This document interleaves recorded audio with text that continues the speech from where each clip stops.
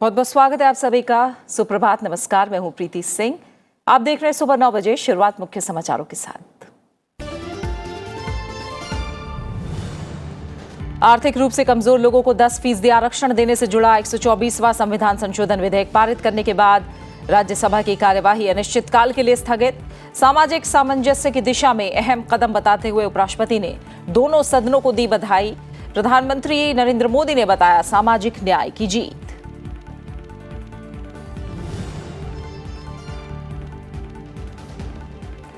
वामपंथी ट्रेड यूनियनों के विरोध प्रदर्शन के पीछे नहीं होता कोई ठोस आधार। ब्लॉग में वित्त मंत्री अरुण जेटली ने एनडीए सरकार के दौरान श्रमिकों के कल्याण के लिए उठाए गए कदमों का किया जिक्र। कहा, पहले की किसी भी सरकार ने कम समय में मजदूरों के हित में नहीं लिए इतने फैसले।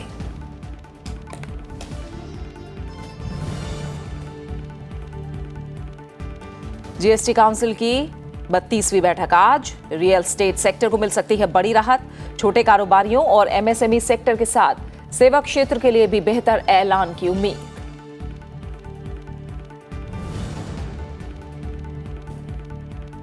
अयोध्या भूमि विवाद मामले में सुप्रीम कोर्ट की 5 जजों की संविधान पीठ आज करेगी सुनवाई। इलाहाबाद हाईकोर्ट के 2010 के फैसले को दी गई है चुनौती। दायर 14 अपीलों पर होगी सुनवाई।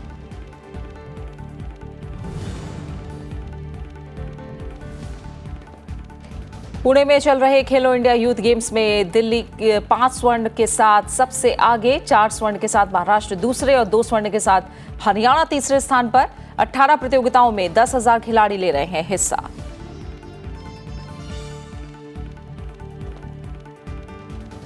सामान्य वर्ग के आर्थिक रूप से कमजोर लोगों के लिए शिक्षा और सरकारी नौकरियों में 10% आरक्षण की व्यवस्था करने से संबंधित 124वां संविधान संशोधन विधेयक को संसद की मंजूरी मिल गई।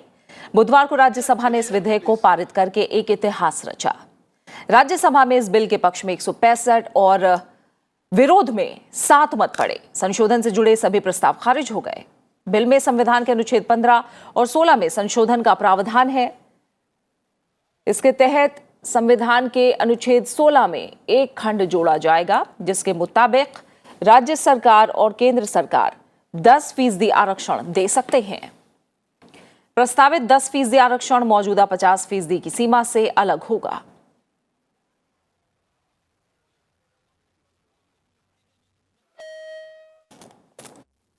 Subject to correction, ayes 165, noes 7. The motion is adopted by a majority of the total membership of the House and by a majority of not less than 2/3 of the members of the House present and voting. The bill is passed by the required majority. विधेयक पर हुई बेहतरीन चर्चा में पक्ष और विपक्ष के सदस्यों ने शानदार तर्क रखे। राज्यसभा में हो रही इस बहस पर पूरे देश की निगाहें टिकी थीं।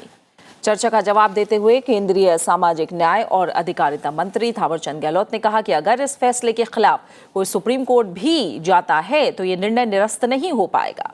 उन्होंने कहा कि जनहित के लिए संविधान के अनुच्छेद 15 और 16 में संशोधन किए गए हैं। उन्होंने कहा कि विधेयक का उद्देश्य सामान्य वर्ग के आर्थिक रूप से पिछड़े लोगों को समान अवसर प्रदान करना है।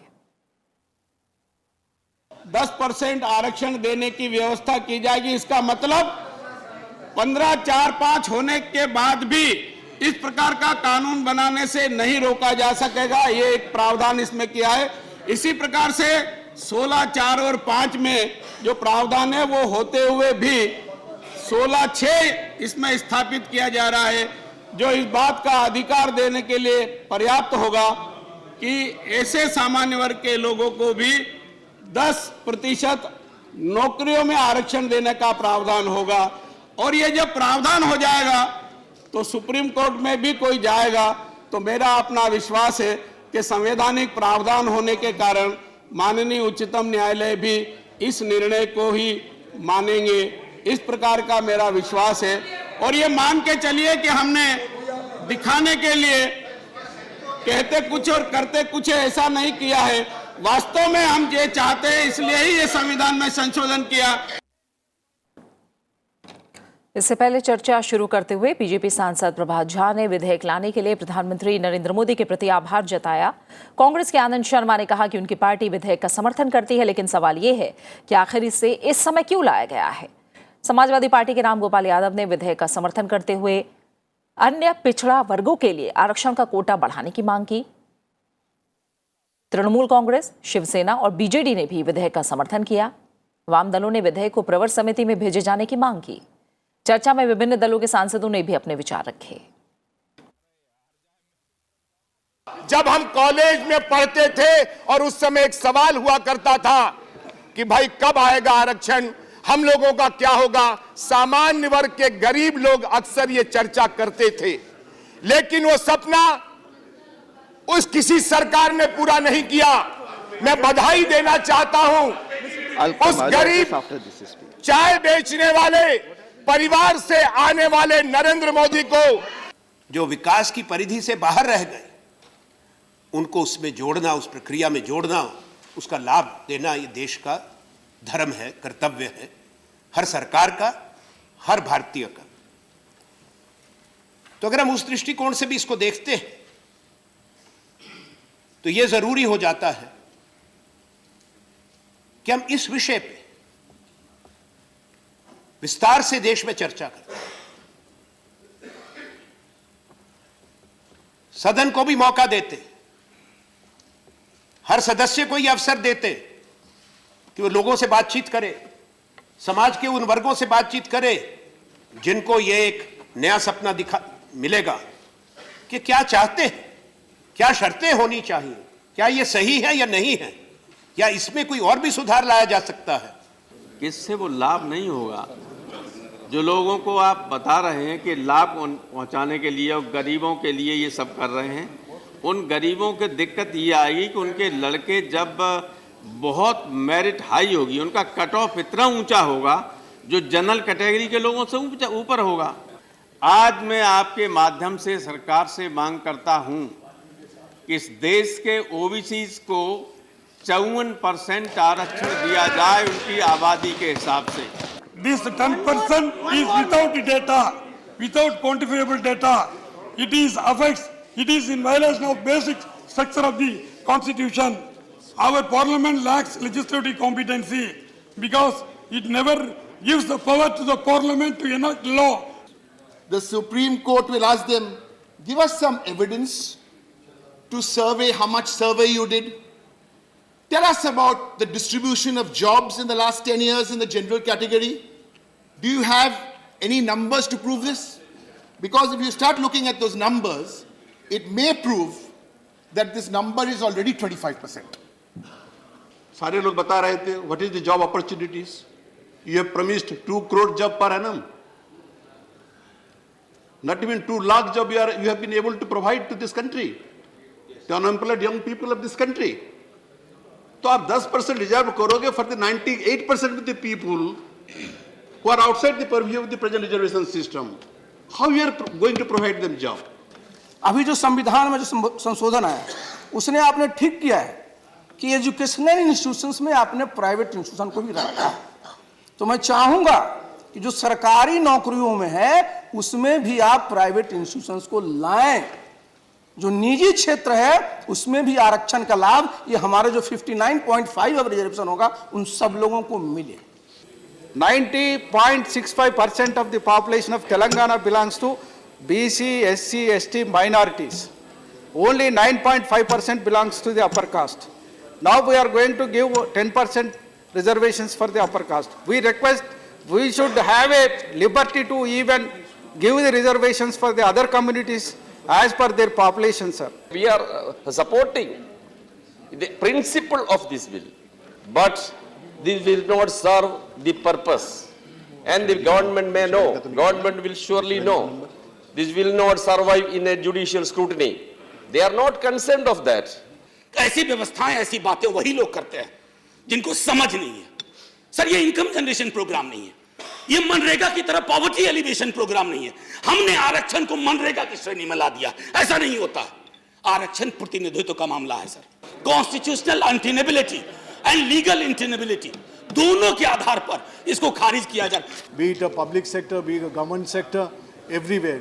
So what kind of, after the this piece of legislation is enacted, what will be the real opportunity that would come to the youth of India? Because unless that unemployment is addressed, it should not be so that this legislation remains only on the paper. You want to help economically depressed classes. What is happening to the education loans which the UPA government bought? It's nearly been stopped. And the youngsters who borrowed money for their education, today they are treated and they are not able to repay the loans because there's no employment opportunities. And that being the case, today they are harassed and insulted by the banks like thieves. Bill should be referred to a select committee. Bill should go to a select committee. And this is my strong appeal to the entire House, starting from government to everybody. How can we pass such a bill in haste? 5% जो सवर्ण है मानवर, वो 8 लाख से ऊपर की आमदनी के हैं, तो 95% सवर्णों को आपने दे दिया 10% आरक्षण, और 5% यानी अमीर जो सवर्ण है, जो आपके मित्रों की सूची में आते हैं, उनको आपने दे दिया 40% जनरल कैटेगरी का कोटा कि आप उसमें आरक्षण लीजिए। ये कैसी विसंगति है मानवर? बहस में हस्तक्षेप करते हुए कानून मंत्री रविशंकर प्रसाद ने कहा कि आरक्षण की 50% की सीमा और बिल की वैधता को लेकर जो आशंका उठाई जा रही है वो निराधार है। उन्होंने विधेयक को लाए जाने के समय को लेकर उठाए जा रहे विपक्ष के आरोपों को भी खारिज किया। जब आप एजुकेशनल एंड सोशल बैकवर्ड, जिसमें एसटी हैं, एससी हैं, ओबीसी हैं, उसके लिए रिजर्वेशन करेंगे तो आप 50% से आगे नहीं जा सकते। यह है सुप्रीम कोर्ट का फैसला। इस बिल में हम क्या कर रहे हैं? मौलिक अधिकार की 2 धाराओं में बदलाव कर रहे हैं, जो हमारे माननीय थावर चंद ने कहा। और सबसे बड़ी बात क्या है इस बिल में कि अभी जो एग्जिस्टिंग रिजर्वेशन है एससी, एसटी और ओबीसी के लिए, वो बरकरार रहेगा, उसको जहां भी नहीं छू रहे हैं। कोई प्रदेश सरकार कह सकती है कि भाई हम अपने यहां तो 5 लाख ही रखेंगे राज की नौकरी के लिए, आपका अधिकार है, यह अधिकार आपको संविधान दे रहा है। लेकिन प्रदेश में भी इकोनॉमिक वीकर सेक्शन के लिए अब आपको इसके बाद यह बंधन देना पड़ेगा कि उनके लिए 10% रिजर्वेशन देना पड़ेगा।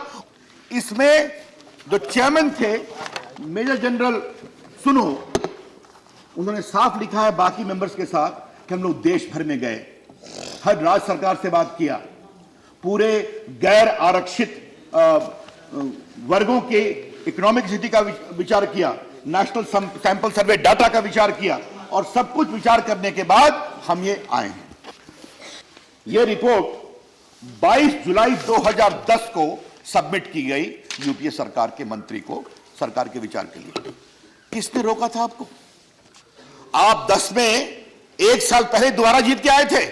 आप हमसे तो बहुत सवाल पूछ रहे हैं, अभी क्यों ला रहे हैं, अभी क्यों ला रहे हैं? आपको किसने रोका था 10 में कार्रवाई नहीं करने के लिए?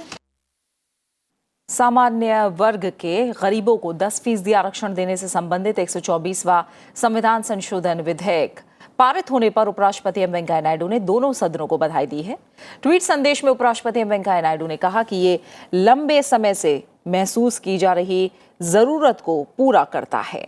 उन्होंने इसे सामाजिक सामंजस्य की दिशा में अहम कदम बताया और कहा कि इससे आर्थिक रूप से पिछड़े वर्गों के उत्थान में मदद मिलेगी। संसद के दोनों सदनों से 124वें संविधान संशोधन विधेयक पारित होने को प्रधानमंत्री नरेंद्र मोदी ने सामाजिक न्याय की जीत बताया है। ट्वीट संदेश में उन्होंने कहा कि यह देश की युवा शक्ति को अपना कौशल दिखाने के लिए व्यापक अवसर सुनिश्चित करेगा और देश में एक बड़ा बदलाव लाने में सहायक होगा। उन्होंने कहा कि विधेयक का पारित होना संविधान निर्माताओं और महान स्वतंत्रता सेनानियों के प्रति श्रद्धांजलि है, जिन्होंने एक ऐसे भारत की परिकल्पना की जो मजबूत और समावेशी हो। उन्होंने विधेयक को व्यापक समर्थन मिलने पर प्रसन्नता भी जताई। 124वां संविधान संशोधन विधेयक पारित किए जाने के साथ ही राज्यसभा की कार्यवाही अनिश्चितकाल के लिए स्थगित कर दी गई और शीतकालीन सत्र का समापन हो गया। लेकिन इस सत्र में निराशाजनक कामकाज हुआ और अधिकतर समय अवरोध में चला गया। 11 दिसंबर 2018 को शुरू हुए राज्यसभा के 247वें सत्र में कुल 18 बैठकें हुईं, लेकिन सदन का ज्यादातर समय अवरोधों की भेंट चढ़ गया। कुल 27 घंटे कामकाज हुए, जबकि 78 घंटे अवरोध में चले गए। अपरिहार्य कारणों से सभापति की गैर मौजूदगी के नाते उपसभापति ने समापन भाषण के दौरान अवरोधों को लेकर गहरी चिंता जताई। 247th session of the Rajya Sabha, which commenced on the 11th of December 2018, comes to a close today. In all, the House had 18 sittings, during which it was able to deliberate for only 27 plus hours. More than 78 hours were lost, which is a sad reflection on the functioning of upper house of parliament. The session was characterized by regular and continuous disruptions, which deprived members of the opportunity to discuss matters of urgent public importance and seek the accountability of the executive through questions. उपसभापति ने इस बात को भी खास तौर पर उठाया कि लगातार अवरोधों की वजह से लोक महत्व के जरूरी विषयों पर चर्चा नहीं हो पाई। 285 तारांकित सवालों में से सिर्फ 31 का मौखिक जवाब दिया जा सका। 13 दिनों तक प्रश्नकाल नहीं चल पाया। पूरे सत्र के दौरान कोई निजी सदस्यों का विधेयक ना तो पेश किया जा सका और ना ही इस पर चर्चा हो पाई, लेकिन 2 निजी सदस्यों के संकल्प पर चर्चा जरूर हुई। उपसभापति ने कहा कि उच्च सदन में 247वें सत्र के दौरान सिर्फ 4 सरकारी विधेयक पारित हुए और 5 सरकारी विधेयक पेश किए गए। उपसभापति ने इस बात पर संतोष जताया कि सदन ने ऐतिहासिक 124वां संविधान संशोधन विधेयक पारित किया। इस पर 8 घंटे से अधिक चली चर्चा में 39 सांसदों ने हिस्सा लिया। 4 government bills were passed, 5 government bills were introduced and 4 were withdrawn. The House deliberated on the landmark bill, the Constitution 124th Amendment Bill 2019, as passed by Lok Sabha for more than 10 hours, in which 39 members participated. The statutory resolution on the proclamation issued by the President under Article 356 of the Constitution of India in relation to the state of Jammu and Kashmir was also discussed for more than 2.5 hours, in which 15 members participated and was adopted by the House. सदन में इस सत्र के दौरान भी संसदीय समितियों ने शानदार काम किया। सत्र के दौरान संसदीय समितियों की 153 रिपोर्टें और इससे संबंधित बयान सभापटल पर रखे गए। सत्र के दौरान कुल 3040 अतारांकित सवालों की अनुमति मिली और उनके जवाब दिए गए। इस सत्र की ये उल्लेखनीय बात रही कि 56 सदस्यों ने हाल में लॉन्च ई नोटिस पोर्टल का बेहतर इस्तेमाल किया। सत्र के दौरान 2688 ई नोटिस सचिवालय को प्राप्त हुई।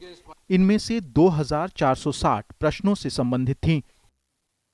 पिछला शीतकालीन सत्र सभापति के तौर पर एम वेंकैया नायडू के लिए पहला पूर्ण सत्र था, लेकिन तब 34 घंटे अवरोध के बावजूद संतोषजनक कामकाज हुआ था और 9 सरकारी विधेयक पारित हुए थे। 2 जनवरी 2018 को उच्च सदन में 15 साल बाद सारे तारांकित सवालों को लेकर एक इतिहास रचा गया था। महज 13 बैठकों में कई काम हुए और देश की अर्थव्यवस्था, दिल्ली में प्रदूषण और रोजगार परिदृश्य पर भी जोरदार बहस उच्च सदन में हुई थी। बीते शीतकालीन सत्र की तुलना में इस बार भले ही बेहद निराशाजनक कामकाज दिखा, लेकिन सभापति की विशेष अनुमति से एक दिन बढ़ाए गए इस सत्र के आखिरी दिन 124वें संविधान संशोधन विधेयक को पारित कर और बेहतरीन चर्चा के साथ सदन ने एक इतिहास जरूर रचा। अरविंद कुमार सिंह, राज्यसभा टीवी। संसद में 1 फरवरी को अंतरिम बजट पेश किया जा सकता है और इसके लिए 31 जनवरी से संसद का बजट सत्र बुलाया जा सकता है। सूत्रों के मुताबिक संसद का बजट सत्र 31 जनवरी से 13 फरवरी तक बुलाया जा सकता है और वित्त मंत्री अरुण जेटली 1 फरवरी को अंतरिम बजट पेश कर सकते हैं। गृह मंत्री राजनाथ सिंह की अध्यक्षता वाली cabinet committee on parliamentary affairs की बैठक में बजट सत्र की तारीख पर विचार विमर्श किया गया है। ये कमेटी राष्ट्रपति रामनाथ कोविंद से 31 जनवरी से 13 फरवरी तक बजट सत्र बुलाए जाने की अनुशंसा करेगी। खबरों के मुताबिक 31 मई को संसद में आर्थिक सर्वेक्षण भी पेश किया जा सकता है। एक बार आपको फिर से बता दें कि 31 जनवरी को जब ये सत्र शुरू होगा, उस दिन 31 जनवरी को आर्थिक सर्वेक्षण भी पेश किया जा सकता है। सामान्यतः बजट सत्र 2 चरणों में बुलाया जाता है, लेकिन इस साल अप्रैल मई में लोकसभा चुनाव होने हैं, लिहाजा मौजूदा लोकसभा का ये आखिरी सत्र होगा और इस दौरान अंतरिम बजट पेश किया जाएगा। वित्त मंत्री अरुण जेटली ने बुधवार को वाम दलों से जुड़ी ट्रेड यूनियनों पर बिना बात के मुद्दों को खड़ा करके विरोध प्रदर्शन और बंद का आह्वान करने को लेकर आलोचना की है। अरुण जेटली ने ब्लॉग लिखकर वाम दलों से जुड़ी ट्रेड यूनियनों पर गैर मौजूदा मुद्दों को उठाने का आरोप लगाया है। अरुण जेटली ने कहा कि अगर वाम समर्थित ट्रेड यूनियन बिना किसी मुद्दे के प्रदर्शन करके ट्रेड यूनियन आंदोलन को राजनीतिक रंग देने की कोशिश करना जारी रखेंगे तो ऐसे में देश का श्रम बल गंभीरता से इस बात का विश्लेषण करेगा कि मौजूदा सरकार ने उनके लिए क्या किया है और पूर्व की सरकारों के अपेक्षाकृत कमजोर रिकॉर्ड से इसकी तुलना करेगा। अरुण जेटली ने श्रमिकों के कल्याण के लिए एनडीए सरकार के उठाए गए कदमों का जिक्र करते हुए कहा कि इससे पहले किसी भी सरकार ने इस तरह का कदम नहीं उठाया। वित्त मंत्री ने श्रमिकों की भलाई के लिए केंद्र सरकार की तरफ से उठाए गए 10 अहम कदमों का भी जिक्र किया है।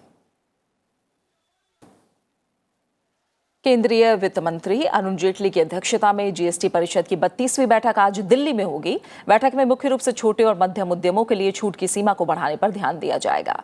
जीएसटी काउंसिल ने पिछली बैठक में कई चीजों पर टैक्स घटाया था। इस बार भी जीएसटी घटने की उम्मीद की जा रही है। वहीं लॉटरी पर भी जीएसटी कितनी लगेगी, इसका ऐलान हो सकता है। बैठक में आपदा उपकर लगाने की मंजूरी भी दी जा सकती है। रियल एस्टेट सेक्टर को भी बड़ी राहत मिलने की उम्मीद है। सुप्रीम कोर्ट में आज अयोध्या भूमि विवाद से जुड़ा मामला संविधान पीठ के समक्ष रखा जाएगा। मामले की सुनवाई के लिए मंगलवार को 5 जजों की बेंच गठित की गई थी, जिसकी अध्यक्षता मुख्य न्यायाधीश रंजन गोगोई करेंगे। चीफ जस्टिस के अलावा इस बेंच में justice S A. Bobde, justice N V. Ramana, justice U Lalit और जस्टिस डी.वाई. चंद्रचूड़ भी शामिल होंगे। सुप्रीम कोर्ट में अयोध्या भूमि विवाद से जुड़ा मामला 8 साल से लंबित है और आज की सुनवाई के बाद इस मामले में आगे की दिशा तय होगी। सुप्रीम कोर्ट में इलाहाबाद हाई कोर्ट के साल 2010 के उस फैसले को चुनौती दी गई है जिसमें विवादित जमीन को 3 हिस्सों में बांटने का आदेश दिया गया था। इलाहाबाद हाई कोर्ट फैसले के खिलाफ मामले से जुड़े निर्मोही अखाड़ा, रामलला विराजमान और सुन्नी वक्फ बोर्ड ने याचिका दायर की है। साथ ही कई अन्य पक्षकारों ने भी विवादित जमीन मामले में सुप्रीम कोर्ट में याचिका लगाई है। और इसी मामले पर सीधा रुख करेंगे अपने संवाददाता रवीन सिंह शुरान का। रवीन, आज से सुनवाई शुरू हो रही है और दशकों से चल रहे इस विवाद पर सुप्रीम कोर्ट की सुनवाई पर पूरे देश की निगाहें हैं। क्या आज ही कोर्ट ये भी तय कर सकती है कि इस मामले में जल्द और नियमित सुनवाई होनी चाहिए या नहीं?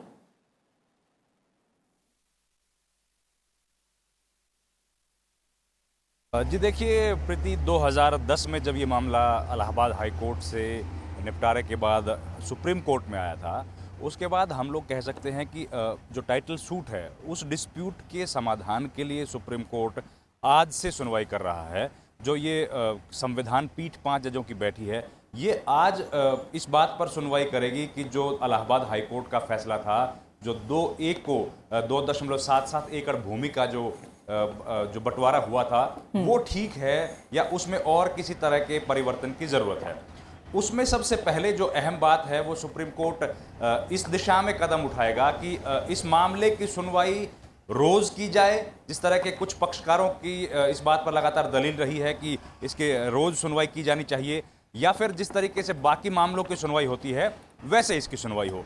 अगर रोजाना सुनवाई के लिए सुप्रीम कोर्ट डिसाइड करता है तो रोजाना सुनवाई का मतलब होता है कि मंगलवार, बुधवार और वीरवार, इन 3 दिनों में संविधान पीठ बैठेगी और इस मामले को सुनवाई करेगी। सोमवार और शुक्रवार का जो दिन होता है वो मिसलेनियस डेज होता है, उसमें संविधान पीठ इस तरह के इस मामले को नहीं सुनेगी। इसका फैसला अलग अलग पक्षकारों की राय लेने के बाद सुप्रीम कोर्ट कुछ दिनों में या आज भी कर सकता है। इसके अलावा जो इलाहाबाद हाई कोर्ट का जो फैसला था उसके खिलाफ जो अलग अलग कुल 14 याचिकाएं दायर की गई हैं, जिनमें जो रामलला विराजमान, निर्मोही अखाड़ा और सुन्नी वक्फ बोर्ड को 2.1 हिस्से 2 के अनुपात 1 हिस्से में 2 जमीन का बंटवारा किया गया है, उसको सभी पक्षकारों ने चैलेंज किया है।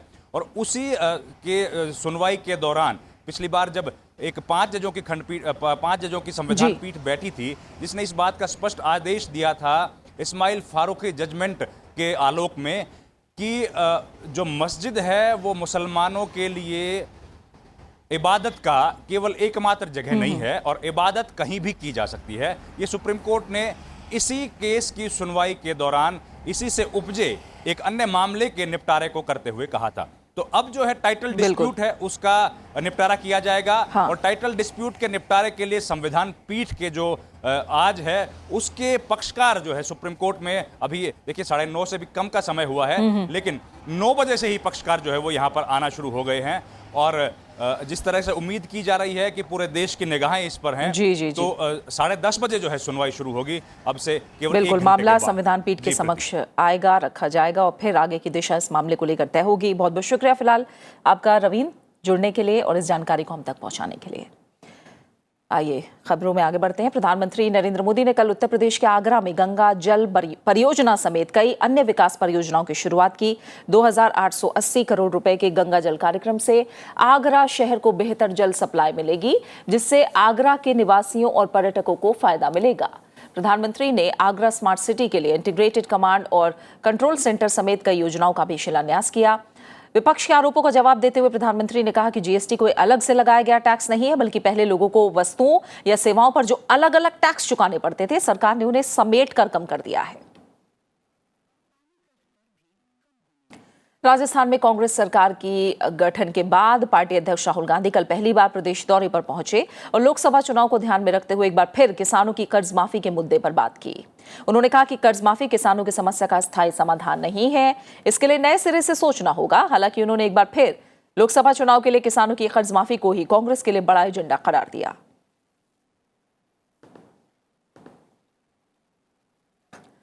खेलो इंडिया यूथ गेम्स 2019 का महाराष्ट्र के पुणे में कल औपचारिक आगाज हो गया। केंद्रीय खेल मंत्री कर्नल राज्यवर्धन सिंह राठौड़ और महाराष्ट्र के मुख्यमंत्री देवेंद्र फडणवीस ने छत्रपति स्पोर्ट्स कॉम्प्लेक्स में संयुक्त रूप से इसका उद्घाटन किया। इस दौरान अनेक सांस्कृतिक कार्यक्रमों का आयोजन भी किया गया। इससे पहले प्रधानमंत्री नरेंद्र मोदी का संदेश भी पढ़ा गया। खेल मंत्री कर्नल राज्यवर्धन सिंह राठौड़ ने कहा कि खेलो इंडिया के इस दूसरे संस्करण में 1000 खिलाड़ी चुने जाएंगे, जिन्हें प्रतिवर्ष 5 लाख रुपए की सहायता राशि दी जाएगी। खेलो इंडिया यूथ गेम्स 20 जनवरी तक चलेंगे, जिसमें देश के विभिन्न हिस्सों से लगभग 10,000 प्रतिभागी हिस्सा ले रहे हैं। अब इसमें खूब मेहनत करनी पड़ेगी, खूब पसीना बहाना पड़ेगा। आज हार के सामना करना पड़ेगा, कल जीत का सामना करना पड़ेगा, लेकिन यही एक खिलाड़ी का जीवन होता है। और ये खिलाड़ियों का जीवन आपको अपने जीवन के अंदर और देश को सर्वश्रेष्ठ बना सकता है। इसीलिए हम कहते हैं कि खेल सिर्फ एक्सेलेंस के लिए नहीं होता, खेल अपने आप में एक शिक्षा है। शिक्षा स्कूल के क्लासरूम तक सीमित नहीं रहती, खेल के मैदान में जो शिक्षा मिलती है वो किसी किताब के अंदर नहीं मिलती। इसीलिए आप भी खिलाड़ी बनिए और अपने साथ सबको खिलाड़ी बनाइए। और एक नजर पदक तालिका पर डालें तो 5 स्वर्ण, 2 रजत और 2 कांस्य समेत 9 पदक के साथ दिल्ली पहले स्थान पर काबिज है। दूसरे नंबर पर महाराष्ट्र है, इसके खाते में अब तक 4 स्वर्ण, 3 रजत और 1 कांस्य समेत 8 पदक हैं। वहीं हरियाणा 12 पदक हासिल करके तीसरे स्थान पर है, जिसमें 2 स्वर्ण, 5 रजत और 5 कांस्य पदक शामिल हैं। ओडिशा 1 स्वर्ण और 1 रजत पदक जीतकर चौथे स्थान पर है। और इसी के साथ फिलहाल सुबह 9 बजे की खबरों में मेरे साथ इतना ही। ब्रेक के बाद आगे विशेष में देखिए इकोनॉमी नंबर 1। नमस्कार।